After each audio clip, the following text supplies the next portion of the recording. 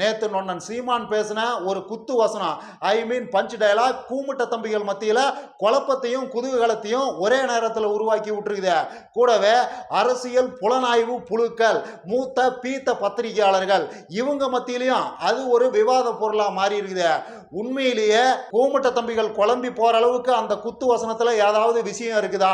அரசியல் புலனாய்வு புழுக்கள் மூத்த பீத்த பத்திரிகையாளர்கள்லாம் உக்காந்து முக்கிற அளவுக்கு அதுல முக்கியமான விஷயம்னு ஏதாவது இருக்குதா அப்படிங்கிறதுக்கு அப்புறமா வர்றேன். அதுக்கு முன்னாடியே நொன்னம் பேசின அந்த குத்து வசனத்தை நீங்க ஒரு தடவை கேட்டு வந்துருங்க. இங்கே போர் லட்சிய கூட்டத்திற்கும் ரசிகர் கூட்டத்திற்கும் இடையே போர் சண்டை.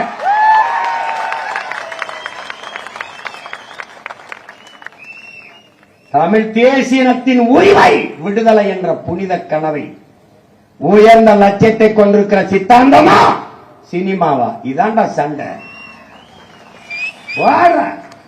சந்தேகமே இல்லை, இதை அணில அட்டாக் பண்றதுக்காக தான், அதாவது தவகா தலைவர் விஜய் அட்டாக் பண்றதுக்காக தான் நொன்னம் பேசியிருக்கிறாரு. இதுக்கு தான் அந்த பக்கம் கூமுட்ட தம்பிகள் மத்தியிலிருந்து ஒரு மாதிரி மிக்ஸான ரியாக்ஷன்ஸ் வந்திருக்குது. ஒரு தரப்பு கூமுட்ட தம்பிகள் என்ன சொல்றானுங்கன்னா, சரிதான் அண்ணன் வார டிக்ளேர் பண்ணிட்டாரு, அணில்களோட இனி சண்டை தான், அண்ணன் அணிலோட சண்டை போடும்போது நாம அண்ணனுக்கு பாதுகாப்பா பக்கபலமா நிக்க வேண்டியது நம்மளோட கடமை, சண்டை தான், ஆமா போர் போர்னு போர் முரசு கொட்டிக்கிட்டு இருக்கிறானுங்க. அப்புறம் பெரியார கொள்கை தலைவர்னு விஜய் தூக்கிட்டு வந்ததுக்கு அப்புறமா அவருக்கு என்ன மரியாதை வேண்டி கிடக்குது? போர் தான், போர் முரசு கொட்டுறோம் சண்டை போடுறோம்னு அவனுக்கு ஒரு மாதிரி போர் புரியிற மோட்ல சுத்திக்கிட்டு இருக்கிறானுங்க. அதுவே அந்த பக்கம் இன்னொரு குரூப் கூமுட்ட தம்பிகள் பொத்து நாப்புல இருக்கிறானுங்க. என்ன பாயிண்ட் வரட்டும்ங்கிறானுங்க. அண்ணன் நேத்து இதை பேசியிருக்கிறாருப்பா, நாளைக்கு என்ன பேசுவாரு நாளானிக்கு என்ன பேசுவாருலாம் யாருக்கு தெரியும்? ஒரு 2-3 நாள் இது சம்பந்தமா அண்ணன் பேசட்டான், அதையெல்லாம் தொகுத்து பார்த்து ஒரு முடிவுக்கு வந்து அதுக்கப்புறமா கூவுவான் அப்படின்னு அவனுங்க இப்போதைக்கு அமைதியா இருக்கிறானுங்க. இதையெல்லாம் தாண்டி இன்னொரு குரூப் இருக்குது, அவனுங்க இது சம்பந்தமா சில பல சந்தேகத்தை எழுப்புறானுங்க. இவனுங்கெல்லாம் யாருன்னு பாத்தீங்கன்னா நாம் தமிழர்லயே இருந்தாலும் தங்களை ஜிந்திக்க தெரிஞ்சவனுங்களா காட்டிக்கிற குரூப். யூடியூப்ல உக்காந்து நொன்னனுக்கு ஆதரவா முட்டு கொடுத்துட்டு தெரியானுங்க இல்லையா, அவனுங்கெல்லாம் இந்த லிஸ்ட்ல தான் வருவானுங்க. அந்த ஜிந்திக்க தெரிஞ்ச சில்லறைகள்லாம் இது சம்பந்தமா சில கேள்விகளை எழுப்புறானுங்க.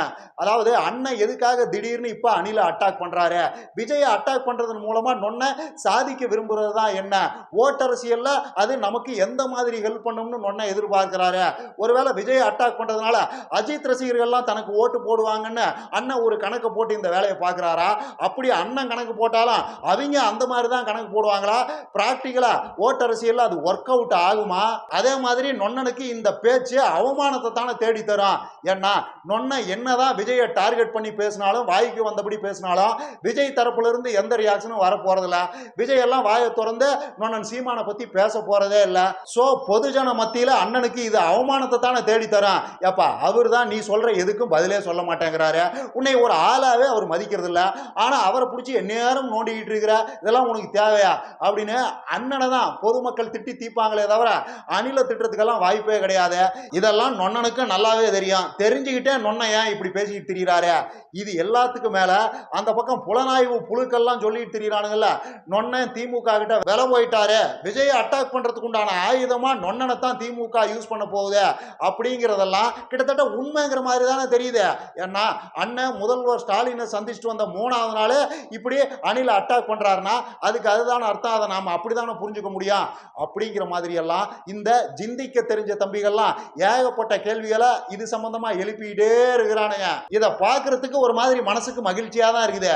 ஏன்னா தாய் பேய சேய் பேய்கள்லாம் சந்தேகப்படுது, தாய் பேயை விட்டு வெளுக்க சேய் பேய்கள்லாம் ஒரு மாதிரி தயாராகிட்டு இருக்குதுங்கிறதெல்லாம் ஒரு மாதிரி மனசுக்கு மகிழ்ச்சியான செய்தி தான். சரி, இது ஒரு பக்கம் இருக்கட்டும். இதுல உண்மைங்கிறது என்ன, இதை நாம எப்படி பார்க்கணும்? இந்த கிறுக்கு கூந்தலானுங்கள்லாம் சொல்ற மாதிரியே திமுகவுக்கு வேலை செய்யறதுக்காக தான் நொன்ன அணில இப்படி வம்பிழுத்துக்கிட்டு திரிகிறாரா? புலனாய்வு புழுக்கெல்லாம் அப்படித்தானே அந்த பக்கம் கொளுத்தி போட்டிருக்கிறானுங்க.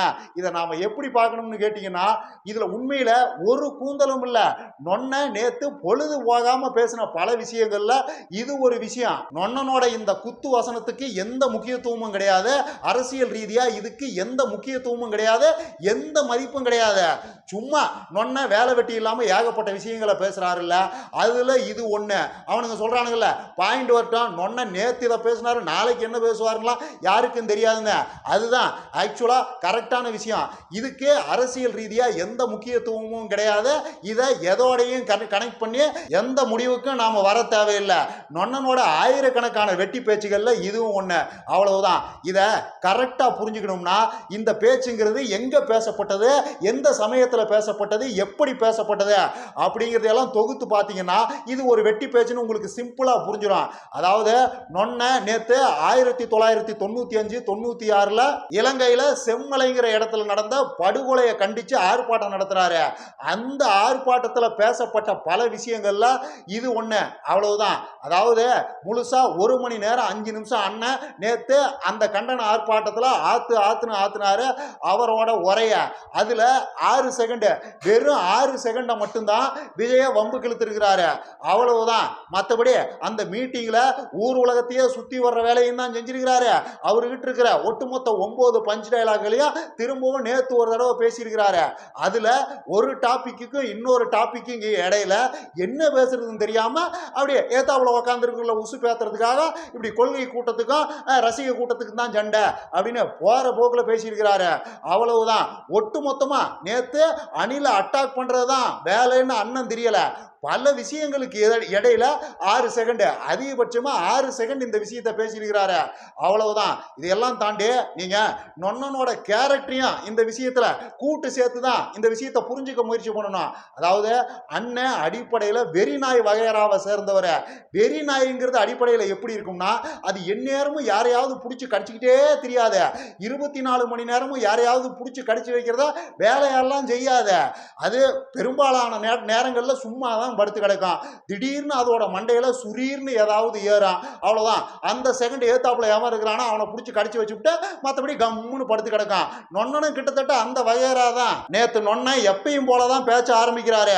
உலகத்துக்கே உழவை கத்து கொடுத்தது நாம தான் ஆரம்பிச்சு அப்படியே அமெரிக்காவுக்கு போய் அங்க பில்கேட்ஸ் பல லட்சம் ஏக்கர்ல உழவு பண்ணிக்கிட்டு இருக்கிறத கொஞ்ச நேரம் உத்து பார்த்துக்கிட்டு இருந்துட்டு அப்படியே அமெரிக்காவில இருந்து கீழே இறங்கி கியூபாவுக்கு வந்து பிடல் காஸ்ட்ரோ சேகுவாராவை எல்லாம் சேர்த்துக்கிட்டு அப்படியே அங்கிருந்து கிளம்பி டெல்லிக்கு வந்து அங்க மோடியை கொஞ்ச நேரம் முறைச்சு பார்த்துட்டு திரும்பி கொஞ்ச நேரம் திராவிடத்தை திட்டிட்டு இறுதியா இலங்கையில போய் முடிக்கிறாரு. நாம நாதியத்த சனம் புறா, நமக்கு எந்த உரிமையும் கிடையாது, அடுத்த வருஷம் அண்ணன் ஆட்சிக்கு வர்றேன், அத்தனையும் மீட்டு தர்றேன் அப்படின்னு எப்பயும் போலதான் முடிக்கிறாரு. இதுல இடையில ஒரு 5 செகண்ட் மட்டும் நொன்ன மண்டையில சுரீர்னு ஏதோ ஏறி இருக்குது, பட்டுன்னு அணில பிடிச்சி கடிச்சு வச்சுட்டாரு. அவ்வளவுதான். இதுக்கு அதை தாண்டி எல்லாம் எந்த முக்கியத்துவமும் கிடையாது. சும்மா இதெல்லாம் பொழுது போகாம பேசின பல விஷயங்கள்ல இதுவும் ஒண்ணு. அவ்வளவுதான். நம்மூர் மீடியாக்களுக்கு கண்டென்ட் பஞ்சம்ங்கிறதுனால இதை கட் பண்ணி போட்டு விட்டாங்க. இதை ஒரு விவாதம்னு அந்த பக்கம் சோகால்டு இன்டெலெக்சுவல்ஸ் எல்லாம் உட்காந்து விவாதம் பண்ணிட்டு இருக்கிறாங்க. அவ்வளவுதான். நொன்ன எப்ப யாரை பிடிச்சி கடிச்சு வைப்பாருன்னு தான் யாருக்குமே தெரியாத. இன்ஃபேக்ட் அவருக்கே அது தெரியாத. அதுதான் இதுல இருக்கிற முக்கியமான விஷயம். இதை சிம்பிளா புரிஞ்சுக்கிறதுக்காக இன்னொரு விஷயம் சொல்றேன். இப்போ நாம தஞ்சாவூர் போறதுக்காக திருச்சி பஸ் ஸ்டாண்ட்ல காலையில் ஒரு 10:30 வாக்கில் போய் இறங்குறான். அங்க பார்த்தா தஞ்சாவூர் பஸ் 11:15 தாங்கிறாங்க. அந்த 3/4 மணி நேரம் என்ன பண்றதுன்னு தெரியாம அங்க ஓரத்தில் இருக்கிற டீ கடையில் போய் ஒரு டீயை சொல்லிட்டு அந்த டீ மாஸ்டர் கிட்ட மொக்க போடுறான். பாருங்க, பால் விலையெல்லாம் அநியாயத்துக்கு இப்படி ஏறி போச்சு, இப்படியே ஏறிட்டு போனா இந்த நாட்டில் நாமெல்லாம் எப்படித்தான் வாழ்றது அப்படிங்கிறதுல ஆரம்பிச்சு அப்படியே பாகிஸ்தான் பக்கம் போய் பாகிஸ்தான்ல தண்ணி பஞ்சமா பாவம் அந்த மக்கள் அப்படிங்கிறதுல ஆரம்பிச்சு அப்படியே அண்டார்டிகா பக்கம் போய் அண்டார்டிகால பனிக்கரடியெல்லாம் எப்படித்தான் வாழும்னு தெரியல. ஏன்னா பனி வேற உருகிட்டே இருக்குதான். அது எப்படி பனி உருகுச்சுன்னா பனிக்கரடியெல்லாம் நீர்க்கரடியா மாறிடுமா? நீர் யானை நீர் நாய் மாதிரி நீர்க்கரடின்னு புதுசா ஒரு இனம் உருவாயிருமா? பாவம் தானே அதெல்லாம். எவ்வளவு கஷ்டம் அண்டார்டிகாவில் பனிக்கரடியா பிறந்து வாழ்றதுங்கிறது அப்படின்னு பனிக்கரடிக்காக கொஞ்ச நேரம் பரிதாபப்பட்டுக்கிட்டு இருக்கிறான். பட்டுன்னு வாட்சை பார்த்தா 11:10 ஆயிடுச்சு. ஆனா 5 நிமிஷம் தான் இருக்குது பஸ்ஸுக்குன்னு. பட்டுன்னு டீ கிளாஸை வச்சுட்டு நேரா போய் பஸ் ஏறி போயிடுறான். இந்த கதையை பக்கத்துல இருந்து கேட்டுக்கிட்டு இருக்கிற யாராவது எவ்வளவு நல்ல மனுஷனா இருக்கிறேன், அவன் அண்டார்டிகா பனிக்கரடிக்கெல்லாம் கவலைப்படுறானே, இவன் எவ்வளவு நல்ல மனுஷனா இருக்கிறான்னு யாராவது நினைச்சா அதுக்கு நாம எதுல சிரிப்போம்? அதெல்லாம் பொழுது போகாம பேசின விஷயம்யா. பனிக்கரடி எல்லாம் பக்கத்துல கூட நான் பார்த்ததே கிடையாதுயா, என்ன போய் நீ அப்படி நினைச்சுக்கிட்டு இருக்கிற அப்படிங்கிற மாதிரி நம்மட்டு சிரிப்பு தானே சிரிப்பான். கிட்டத்தட்ட நொன்ன நேற்று மேடையில் பேசுனதுங்கிறது அதே மாதிரி தான். சும்மா மைக்கு கிடைச்சிருச்சு, பல விஷயங்களை பேசுறாரு. ஒரு டாபிக்கு இன்னொரு டாபிக்கு இடையில எதையாவது போட்டு நிரப்பணுங்கிறதுக்காக அணிலுக்கு எதிராக ஒரு முறுக்கி இருக்கிறாரே தவிர, மேடை விட்டு இறங்கினதுக்கு அப்புறம் நொன்னு அதை மறந்துடுவாப்புல. எதிர்த்தாப்புல உட்காந்து கைதட்டின கூமட்ட தம்பிகளும் அதை மறந்துட்டு அடுத்த வேலையை பார்க்க போயிடுவாங்க. அவ்வளவுதான் அதுக்கு முக்கியத்துவமே. திரும்பவும் சொல்றேன், மீடியாவுக்கு கண்டென்ட் இல்லைங்கிறதுக்காக இதை வெட்டி போட்டு விட்டாங்களே தவிர இதுக்கெல்லாம் எந்த மீனிங்கும் கிடையாது. அதே மாதிரி இதுல இன்னொரு முக்கியமான விஷயம் இருக்குது. அதாவது அந்த ஜிந்திக்க தெரிஞ்ச தம்பிகள்லாம் சந்தேகப்படுற மாதிரி நொன்ன அரசியல் குட்டியக்காரன் அடிக்கிறதுக்கெல்லாம் அதிகமான வாய்ப்பு இருக்குது. நான் சொல்ல வந்தது என்னன்னா, நேத்து நொன்னம் பேசின அந்த பேச்சுக்கு தான் பிராக்டிக்கலா எந்த மீனிங்கும் கிடையாதுன்னு சொல்ல வந்தனே தவிர, நொன்ன அரசியல் ரீதியா குட்டிக்காரனமெல்லாம் அடிக்கவே மாட்டாருன்னு நான் சொல்ல வரல. அடுத்த எலெக்ஷன்ல 2026 எலெக்ஷன்ல நொன்ன குட்டிக்காரன் அடிக்கிறதுக்கெல்லாம் பிரகாசமான வாய்ப்பு இருக்குது. குறிப்பா அதிமுக கூட்டணியில போய் சேர்ந்து திமுக குடியை கெடுக்க முயற்சி பண்றதுக்கெல்லாம் 100% வாய்ப்பு இருக்குது. ஏன்னா நொன்னனோட அரசியல்ங்கிறது கிட்டத்தட்ட கிளைமேக்ஸுக்கு வந்துருச்சு. முட்டுச்சந்தில வந்து முற்ற நிலைமைக்கு வந்துருச்சு. ஏன்னா இது நாள் வரைக்கும் இந்த மாற்றம் முன்னேற்றம், புதுசா ஒரு ஆள் வரணும், இவங்க எல்லாம் யாருமே சரியில்லை, இங்க எல்லாத்தையும் மாத்தனா அப்படின்னு பேசிக்கிட்டு இருக்கிற, அப்படின்னு நினைச்சுக்கிட்டு இருக்கிறவங்களுக்கு நொன்ன ஒரு ஆள் தான் சாய்ஸா இருந்தாப்ல. அண்ணன் சீமானால தான்ப்பா அத்தனையும் முடியுங்கிறதா அவங்களோட நம்பிக்கையா இருந்தது. அண்ணனுக்கு குத்தி தள்ளிக்கிட்டு இருந்தாங்க. இப்போ அதுக்கு போட்டியா ஒரு ஆள் வந்துருச்சு. சோ நொன்னனுக்கு ஏற்கனவே இருக்கிற அந்த 8% என்ன ஆக போகுதுன்னு யாருக்கும் தெரியல. அப்படியே இருக்குமா, இல்ல 1-2% கூடுமா, இல்ல 4-3 நக்கிட்டு போகுமா, என்ன ஆகும்னு யாருக்கும் தெரியல. ஆனா இதுக்கு மேல பெருசா அதுல குரோத் இருக்காது. ஏன்னா இவரை விட பல மடங்கு கவர்ச்சியான விஜய் வந்துட்டாப்ல. அதனால நொன்னனோட குரோத் எல்லாம் இதுக்கப்புறம் பெருசா இருக்காதுங்கிறது தான் ஒரு பொதுவான கணக்கா இருக்குது. ஆல்மோஸ்ட் அதுதான் உண்மையும். விஜய் நீண்ட நெடுங்காலம் நிலைச்சு அரசியல் பண்ணுனா அண்ணனுக்கெல்லாம் ஆல்மோஸ்ட் வேலை இல்லைங்கிற மாதிரி தான் ஆக போகுது. ஸோ நொன்ன என்ன பண்ண போறாரு? அடிப்படையில் விஜய் சீமானை விட கவர்ச்சிகரமான ஆளு. ஏன்னா கடந்த 1/4 நூற்றாண்டா ஏதோ ஒரு வகையில் விஜய் நம்ம மக்களுக்கு பழக்கப்பட்ட ஒரு ஆளாகவே இருந்து வந்திருக்கிறாரு. எல்லார் வீட்டுக்குள்ளேயும் போயிருக்கிறாரு, ஆடி இருக்காரு, பாடி இருக்கிறாரு, என்டர்டெயின் பண்ணியிருக்காரு, பஞ்சு பேசியிருக்காரு, ஃபைட் பண்ணியிருக்கிறாரு. மக்களுக்கு ஒரு வித சந்தோஷத்தை விஜய் தொடர்ச்சியாக கொடுத்துக்கிட்டு வந்தே இருந்திருக்கிறாரு. ஸோ நொன்ன முகத்தை கம்பேர் பண்ணும்போது விஜயோட முகம்ங்கிறது நம்ம மக்களுக்கு பரிச்சயப்பட்ட அதே நேரம் கூடுதல் கவர்ச்சியான ஒரு முகம். நொன்னனை விட்டுட்டு விஜய் நம்ம மக்கள் ஆதரிக்கிறதுக்கெல்லாம் பிரகாசமான வாய்ப்பு இருக்குது. சோ இனியும் நொன்னன் தனிச்சு போட்டிட்டார்னா அது ஆப்பு மேல போய் அவரே உக்காந்துக்கிற கணக்கு தான். கிட்டத்தட்ட அரசியல் தற்கொலை மாதிரி தான் அது இருக்கும். இதெல்லாம் நம்ம எல்லாத்த விட நொன்னனுக்கு நல்லாவே தெரியும். ஸோ ஏதாவது ஒன்றை பண்ணியாக வேண்டிய நெருக்கடியில் நொன்ன இருக்கிறாரு. என்ன பண்ண போறாருன்னு தான் தெரியல.